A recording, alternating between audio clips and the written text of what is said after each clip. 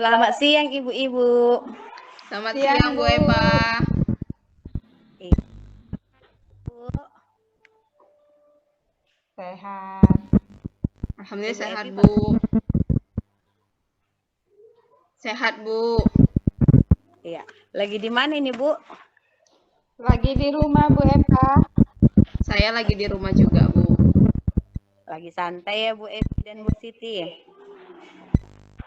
Santai sambil belajar. Iya. Oke. Pada hari ini, pada siang ini kita lagi ada praktik coachingnya Ibu.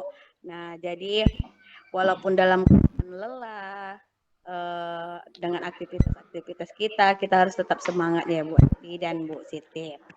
Iya, Bu.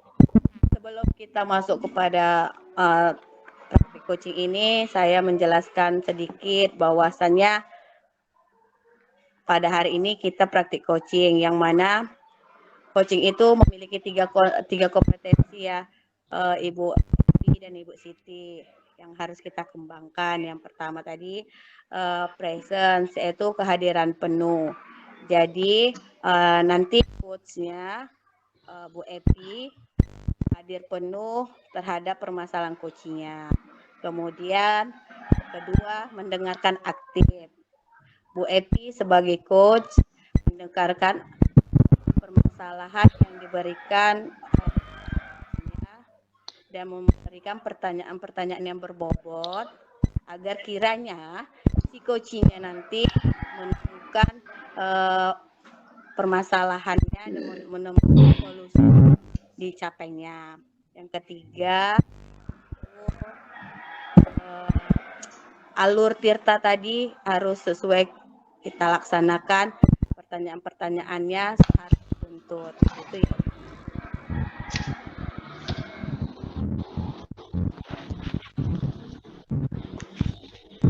Nah, Bu Epi sebagai ketuanya, saya ingin bertanya pada Bu Epi. Boleh ya Bu Siti, saya bertanya dulu kepada Bu Epi ya Bu Siti. Boleh, silakan. Oke, Bu Epi, semangat Bu Epi. Semangat Bu Eva. Oke, Bu Epi, di dalam nanti coachingnya nanti, saya ingin bertanya tujuan apa yang ingin Ibu capai, Bu Epi? Tujuan yang ingin saya capai dalam proses coaching ini adalah saya ingin meningkatkan kompetensi diri saya sebagai seorang coach untuk bisa mengcoaching dari coachee. Jadi dengan menerapkan alur Tirta lebih tepatnya Ibu. Menerapkan kompetensi ya Bu Epi sebagai coach ya. Oke, area pengembangan yang hendak dicapai itu di mana ya Bu Epi? Bagian mana ya Bu Epi? Area yang ingin saya kembangkan untuk saat ini yaitu masih dalam lingkungan pendidikan, khususnya di sekolah dan di kelas seperti itu. Permasalahan-permasalahan lingkungan pendidikan lebih ke sekolah dan kelas seperti itu. Oke, lingkungan sekolah dan ini ya Bu, terutama kelas ya Bu Epi ya. Kemudian strategi yang ingin Ibu persiapkan untuk melaksanakan coaching nanti ini apa Bu Epi ya? Strateginya saya menerapkan proses coaching ini dengan menggunakan alur Tirta Bu, secara berurutan, yaitu mulai dari T-nya itu tujuan, I-nya identifikasi, R-nya adalah rencana, dan T-nya adalah tanggung jawab. Oke, baik Bu Epi. Berarti strateginya Ibu menggunakan alur Tirta yang berurutan ya Bu Epi, begitu ya Bu Epi. Oke, siap Ibu-ibu, Bu Siti, Bu Epi untuk melaksanakan praktik coaching ya? Siap Bu. Oke, kita mulai Bu Epi dan Bu Siti. Saya persilahkan. Terima Ya. kasih, Bu. Selamat siang Bu Siti. Selamat siang, Bu Evi. Ya, Apa kabar, Bu Evi? alhamdulillah baik Bu. Bagaimana dengan Ibu? Alhamdulillah baik, Bu. Terima kasih atas waktu yang Ibu berikan kepada saya untuk hari ini, Bu. Iya. Jadi hari ini kita bicara santai aja ya Bu, nggak usah tegang. Kalau di coaching itu rasanya mungkin tegang, tapi sama saya santai aja. Anggap seperti kita lagi bicara dalam keseharian aja, jadi lebih nyantai. Baik, Bu. Jadi dalam kegiatan hari ini atau pada hari ini kira-kira apa rencana pertemuan kita hari ini, Bu? Mau bicara tentang apa, Ibu? Begini Bu Evi, saya ada sedikit kendala kepada peserta didik saya. Saya mempunyai peserta didik sebanyak 29 siswa.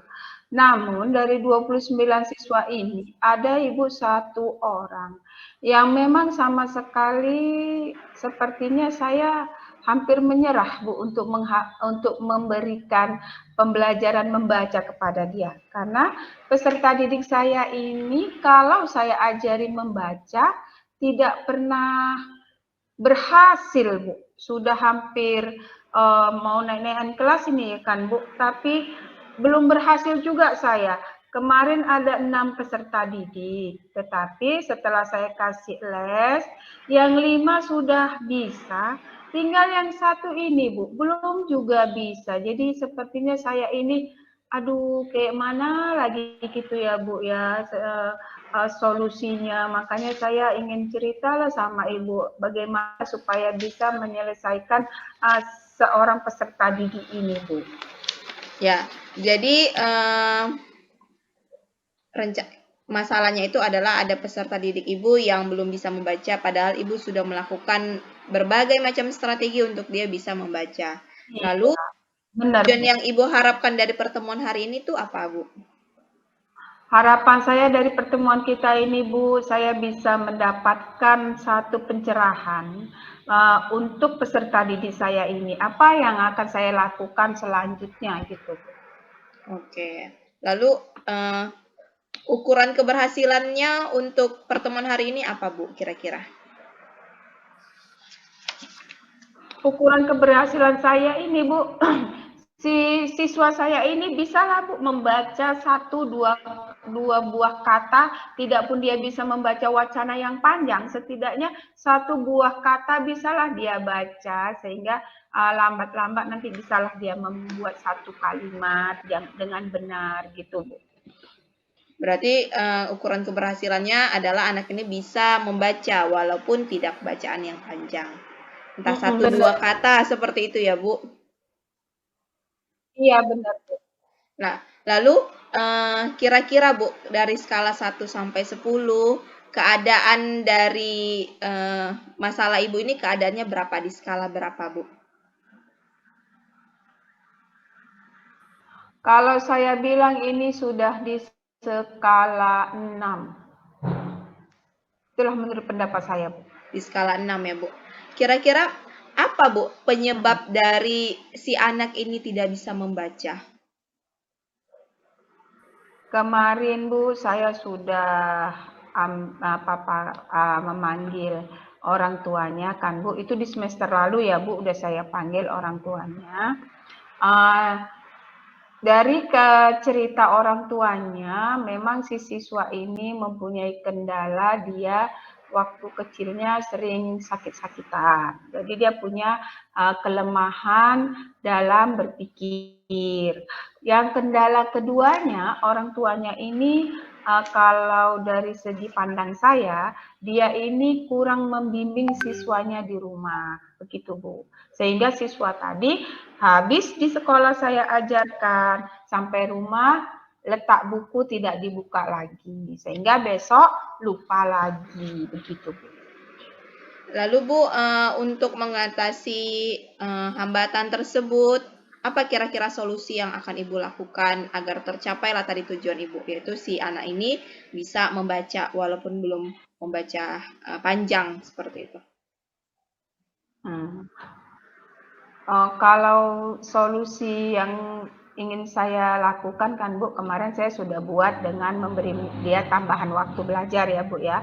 Ini tambahan waktu belajar tetap saya buat khusus untuk dia, tetapi saya juga mengajak berkolaborasi kepada guru-guru bidang studi ya, Bu, ya, supaya ketika jam mereka masuk, mereka tetap mengajarkan membaca walaupun bidang studi agama, penjas, yang lain.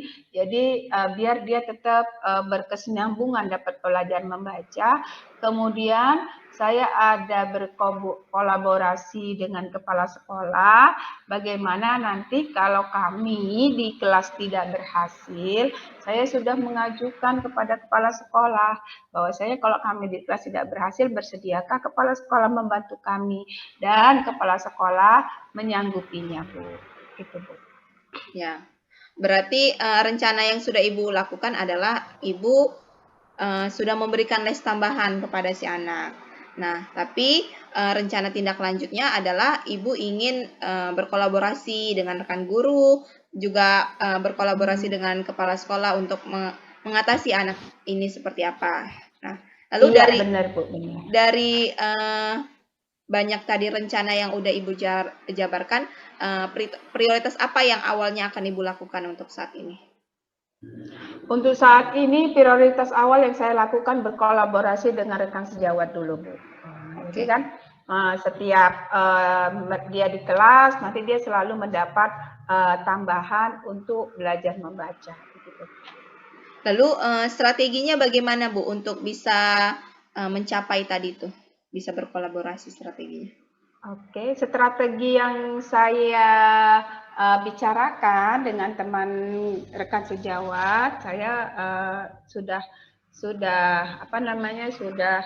kompromi ya dengan rekan sejawat tadi, bahwasanya nanti ketika guru agama yang masuk, guru agama ini nanti akan memberikan dia seperti sebuah mainan gitu kan, Bu, walaupun nanti bacaannya itu misalnya bacaan Al-Fatihah, tapi itu nanti dibuat Bu, seperti puzzle gitu, Bu. Udah disiapkan dengan bahasa Indonesia tentunya ya, Bu ya. Jadi udah disiapkan puzzle-nya, nanti si anak itu sama guru agama tersebut suruh menyusun huruf ini menjadi kata apa, begitu, Bu. Rencananya seperti itu, Bu. Ya, berarti strateginya dengan kolaborasi sambil bermain seperti itu ya, Bu? Iya, benar, Bu. Iya. Lalu kira-kira ukuran keberhasilannya itu apa, Bu? Ukuran keberhasilan untuk siswa ini, kalau dia sudah bisa membaca 2-3 kata, saya rasa itu sudah satu keberhasilan itu, Bu. Karena dia memang tidak bisa, susah untuk mengingat huruf yang telah kita ajarkan, gitu, Bu. Berarti ukuran keberhasilannya adalah anak itu bisa membaca 1-2 kata seperti itu ya, Bu? Benar, Bu. Tadi kan Ibu punya banyak rencana untuk si anak ini. Nah, salah satu rencana awal yang akan Ibu lakukan adalah kolaborasi dengan guru.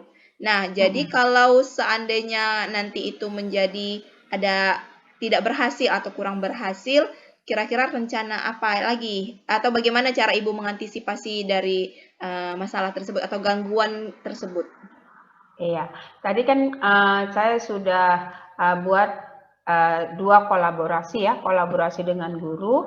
Apabila kolaborasi ini dengan guru tidak berhasil, maka saya berkolaborasi dengan kepala sekolah.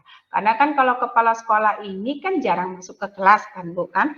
Iya. Mana tahu ketika siswa ini dibawa ke kantor karena ada rasa seperti apa gitu belajar di kantor, dia termotivasi untuk selalu belajar gitu, Bu kan? Kan kalau dengan kepala sekolah kan lain lagi belajarnya kan, dia harus di dalam kantor. Jadi mana tahu siswa ini termotivasi lah, Bu, dengan cara kepala sekolah ini mengajarkannya. Itu harapan saya, Bu. Berarti cara mengatasi Ibu adalah melakukan langkah ketiga, yaitu berkolaborasi dengan kepala sekolah. Iya, benar. Lalu bagaimana komitmen Ibu untuk melaksanakan rencana tersebut? Kalau komitmen saya untuk melakukan ini, Bu, saya akan terus memberikan waktu tambahan untuk si siswa ini supaya dia memang benar-benar bisa lah, Bu. Tidak hanya sekedar hanya 1-2 kata, tapi kalau bisa teruslah, kalau dia nanti udah bisa 1-2 kata, saya akan lanjut terus dan saya akan teruskan untuk di kelas 2-nya kepada guru yang membimbingnya nanti gitu, Bu. Berarti komitmen Ibu adalah untuk tetap terus melanjutkan program Ibu, walaupun mungkin belum tentu Ibu wali kelasnya, tapi Ibu tetap Iya. berkolaborasi dengan wali kelas selanjutnya. Iya, Seperti itu. benar, Bu. Kira-kira siapa saja Bu yang mendukung dari rencana Ibu ini? Yang mendukung dari rencana saya ini, karena saya tadi sudah berkolaborasi dengan teman rekan sejawat, jadi rekan sejawat saya mendukung, kemudian kepala sekolah mendukung, kemudian orang tua murid juga mendukung, walaupun dia di rumah tidak bisa memberikan bimbingan seperti yang di sekolah. Tapi orang tua murid mendukung untuk anaknya belajar di sekolah dengan waktu tambahan. Gitu.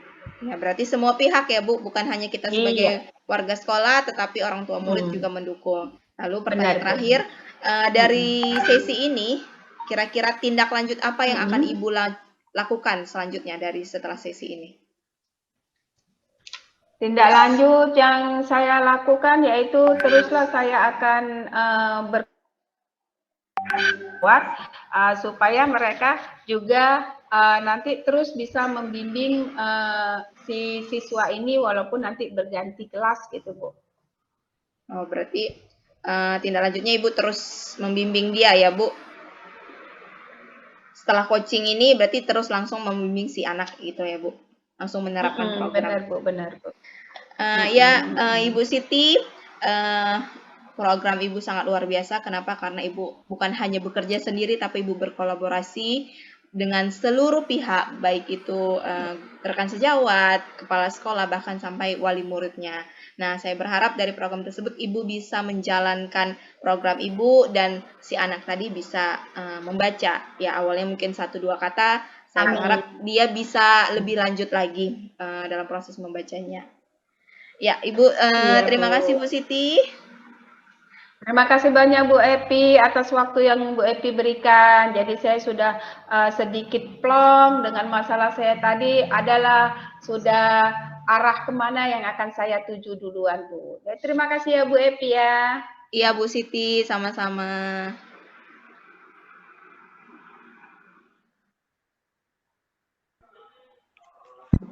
Oke, ibu-ibu, bagus sekali tadi ya praktik coachingnya hari ini.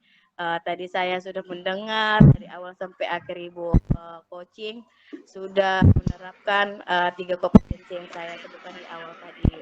Terus buat Bu Siti, bagaimana perasaannya Bu Siti lagi coaching sama Bu Epi? Luar biasa Bu, alhamdulillah jadinya sudah bebannya terangkat Bu, sudah adalah gambaran langkah ke depannya Bu, sudah tidak, pusingnya sudah hilang separuh Bu. Oh, sedikit plong ya Bu, resah di hati tadi itu ya Bu Siti ya. Betul, betul Bu. Oke Bu Siti, saya kembali Bu Epi dulu ya Bu Siti.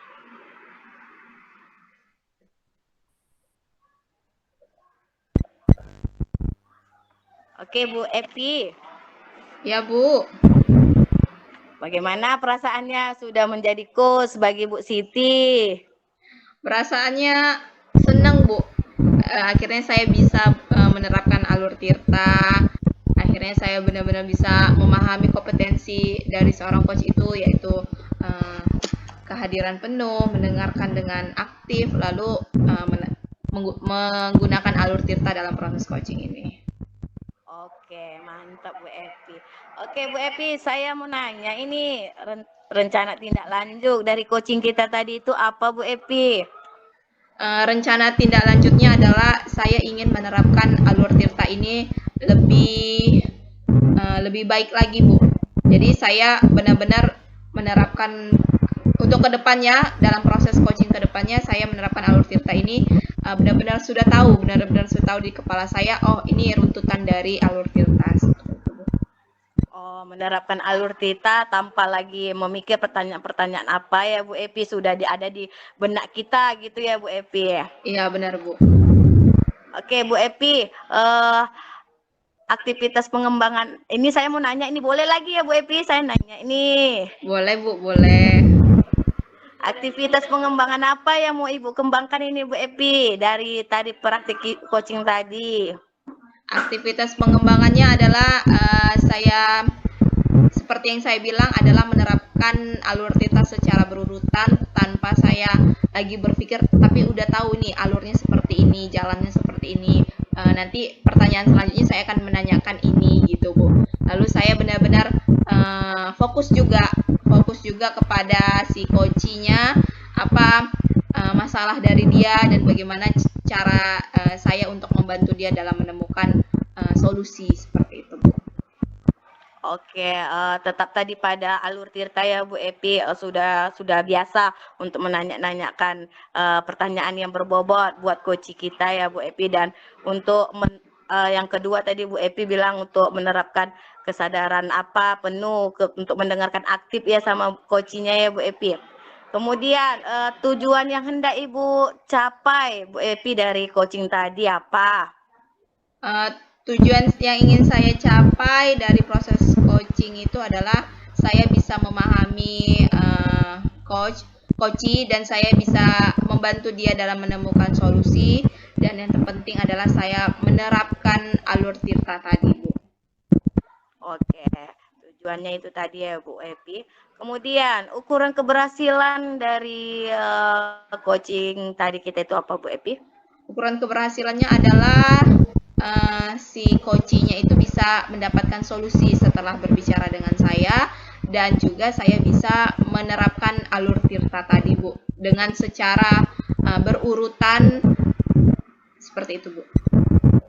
Oke.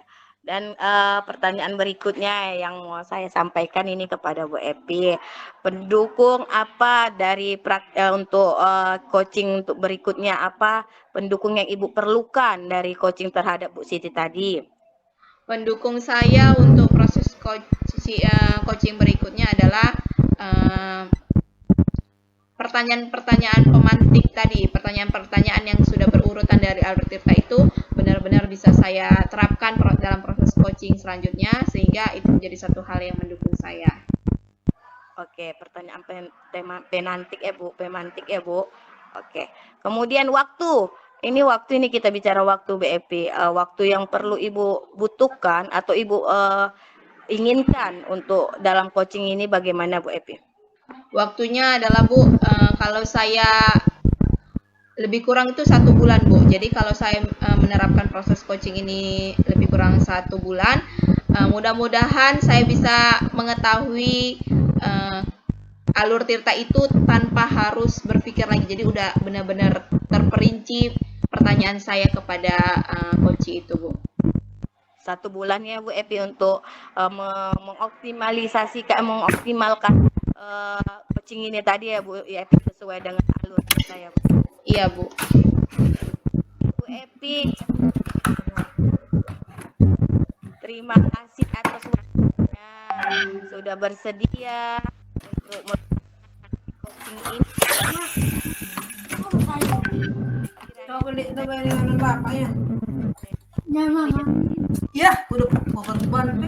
Iya Ibu Epa, terima kasih juga atas waktunya yang sudah memberikan saya pemahaman dan pengetahuan sebagai seorang coach. Oke. Dan si Ukit sangat melaksanakan tugas profesi kita sebagai guru ya Bu Epi dan Bu Siti. Ya, terima kasih Bu. Oke. Bu Epi dan Bu Siti. Iya Bu. Assalamualaikum warahmatullahi wabarakatuh. Waalaikumsalam warahmatullahi wabarakatuh.